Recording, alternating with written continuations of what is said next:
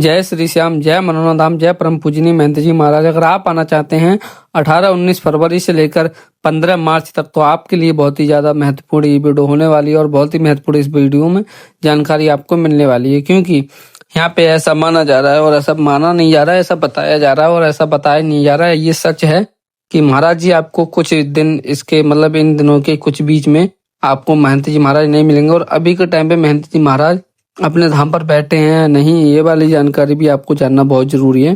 क्योंकि अगर आप 1000, 2000, 4000, 5000 किलोमीटर से आते हैं, उसके बाद आपको महंत जी का आशीर्वाद नहीं मिलता है, तो आपको मनोना धाम आना बिल्कुल बेकार माना जाता है। अगर आप मनोना धाम आए हैं और महंत जी का आशीर्वाद लेना चाहते हैं, तो आपके लिए ये वीडियो बहुत ही ज्यादा महत्वपूर्ण होने वाली है। आप लोग इस वीडियो को पूरा का पूरा एंड तक देखिए, पूरी जानकारी इस वीडियो में मिलेगी कि आज की डेट पे महंत जी आशीर्वाद दे रहे हैं नहीं दे रहे हैं। क्योंकि बहुत ही ज्यादा ये खबर आ रही थी कि 15 तारीख से महंत जी महाराज नहीं मिलेंगे। महंत जी महाराज एक धार्मिक यात्रा पर आज जा रहे हैं, तो क्या वो सच में उस यात्रा पर गए हैं या नहीं गए हैं, ये जानकारी भी मैं आपको आगे बताऊंगा।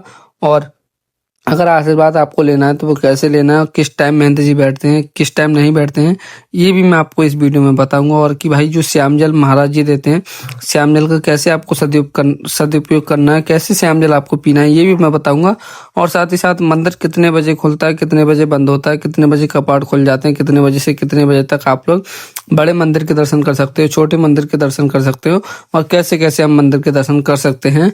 और आखिरकार जो मनोना धाम वो हमारा जो है कि वो पड़ता है, तो पड़ता कहाँ पे, ये भी जानकारी मिलेगी। साथ ही साथ अगर आप अपने मरीज को दिखाना चाहेंगे तो वो कैसे दिखाएंगे महाराज जी को, टोकन कैसे यहाँ पे लेते हैं, ये भी आपको हम बताएंगे।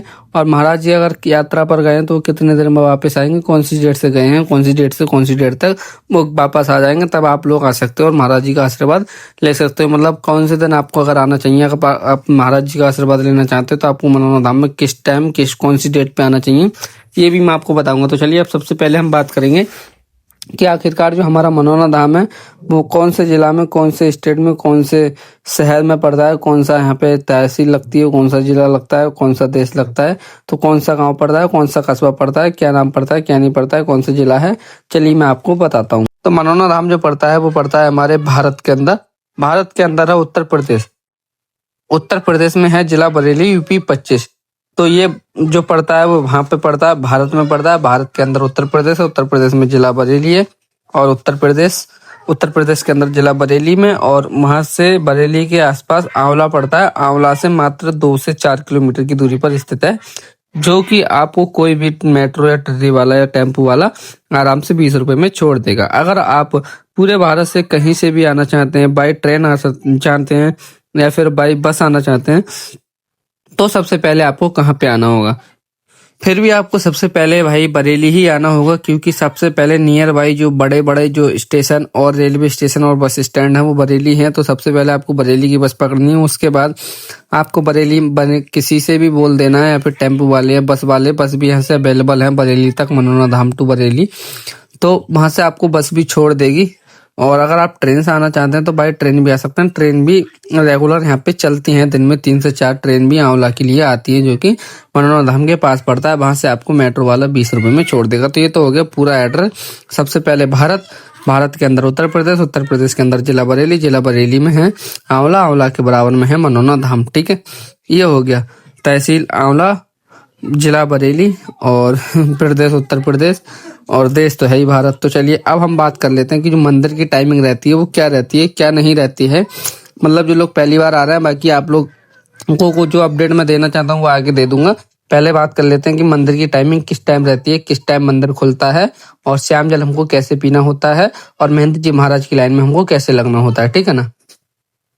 तो चलिए मैं आपको अब बताता हूँ कि मंदिर जो सुबह में खुल जाता है, वो सुबह में मंदिर की ओपनिंग होती है 8 बजे से लेकर 2 बजे तक। अगर आप 8 से 2 के बीच में किसी भी टाइम आते हैं तो आराम से इजीली दर्शन कर सकते हैं। और मैं तो कहूंगा कि 8 से आप 1 बजे से पहले आ जाएं अगर आपको मंदिर के दर्शन करने हैं। वरना यहाँ पे इतना भीड़ का क्राउड रहता है कि कुछ लोग मैंने देखा है 1 बजे 1:30 बजे आते हैं, फिर उसके बाद मंदिर के कपाट बंद कर दिए जाते हैं। जो लाइन होती है उन्हीं को 2 बजे तक दर्शन कराए जाते हैं, फिर उसके बाद उनको 3 से 4 घंटे का वेस्ट करना पड़ता है। फिर शाम को मंदिर खुलता है तभी उनके दर्शन हो पाते हैं। तो इसीलिए 2 बजे से पहले आपको यहाँ पे अगर मंदिर के दर्शन करने हैं तो वो आ जाना है। ठीक है ना, 2 बजे से पहले आ जाना है।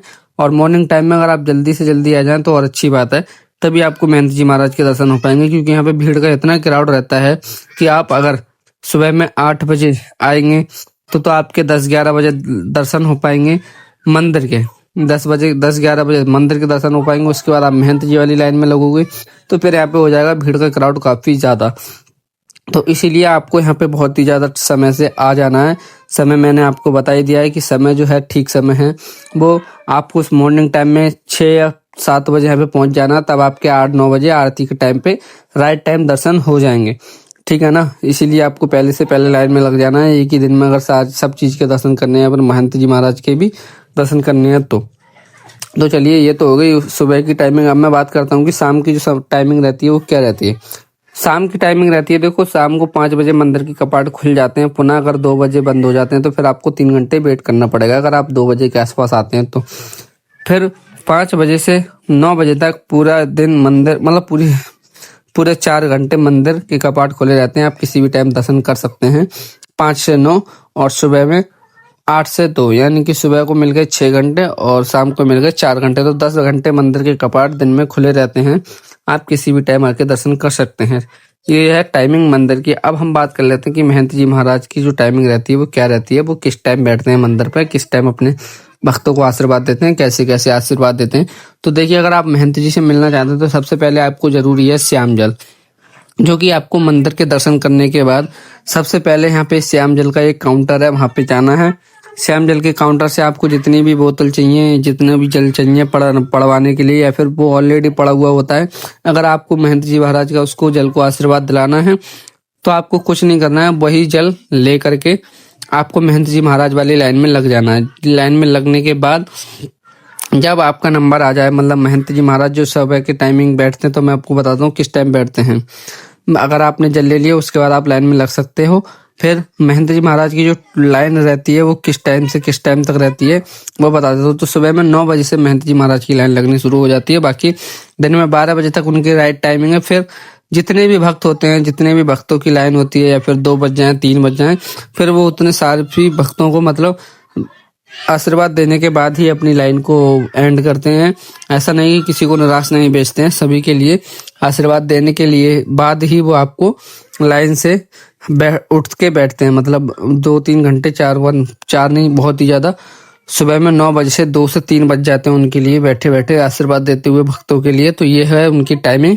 सुबह में 9 बजे से मान लीजिए कि आपको 12-1 बजे तक आ ही जाना है। अगर आपको महंत जी महाराज की लाइन में लगना है और आशीर्वाद भी लेना है तो आशीर्वाद लेना तो एक टाइम से पहले, और मैं तो कहूंगा कि 10 बजे आ जाएं तो और आप लोग अच्छे रहेंगे। अगर आप शाम के समय में आशीर्वाद लेना चाहते हैं महंत जी का, तो वो टाइमिंग क्या रहेगी।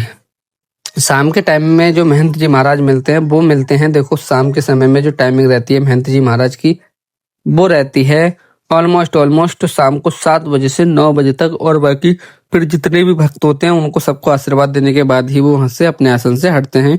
और साथ ही साथ मैं अभी ये बता दूं कि इसी बीच महंत जी महाराज कहीं कोई सी मतलब धार्मिक ट्रैवल यात्रा पर जाने वाले हैं, जाने वाले नहीं, जा चुके हैं। अगर आप अभी आना चाहते हैं तो 17, 18, 19, 20, 21, 22, 23, 24 तारीख तक आप बिल्कुल ना आए, क्योंकि 24 तारीख तक आपको महंत जी महाराज नहीं मिलेंगे। 15 तारीख से महाराज जी गए हुए हैं और आपको आने का कोई फायदा नहीं है। अभी के समय पे महंत जी महाराज धाम पर नहीं है, नहीं बैठ रहे हैं, ना ही आशीर्वाद दे रहे हैं, क्योंकि वो एक धार्मिक यात्रा पर जा चुके हैं। तो आपका आने का खर्चा बेकार न जाए, या फिर आना, अगर आपको सिर्फ बाबा जी के या फिर श्याम बाबा के दर्शन करने तो आप आ सकते हैं, हमेशा मंदिर के कपाट खोले हैं। अगर आप महंत जी महाराज के दर्शन करना चाहते हैं तो आप अभी के समय पे बिल्कुल भी ना आए, मैं तो यही कहूंगा, क्योंकि अभी आपको महंत जी महाराज का आशीर्वाद नहीं मिलेगा। अगर उनका आशीर्वाद नहीं लेना, ओनली बाबा के दर्शन करने हैं, तो आप कभी भी आ जाइए, हमेशा मंदिर के कपाट वही सेम टाइमिंग पर खुले हुए मिलेंगे आपको। ठीक है ना, ये मैंने आपको बता दी। ये अपडेट बहुत ही ज्यादा सोच समझ के आए। अगर जिसको भी आना है बता ही दिया कि 17 फरवरी से 15 मार्च तक बहुत ज्यादा सोच समझ के आना। अगर जो भी और जानकारी होगी वो आगने वाली वीडियोस में मैं आपको डेली देता रहता हूँ। डेली सुबह हमारी वीडियो आ जाती है 9 बजे, आप लोग देख सकते हैं कोई भी जानकारी मनोरंजन धाम से रिलेटेड।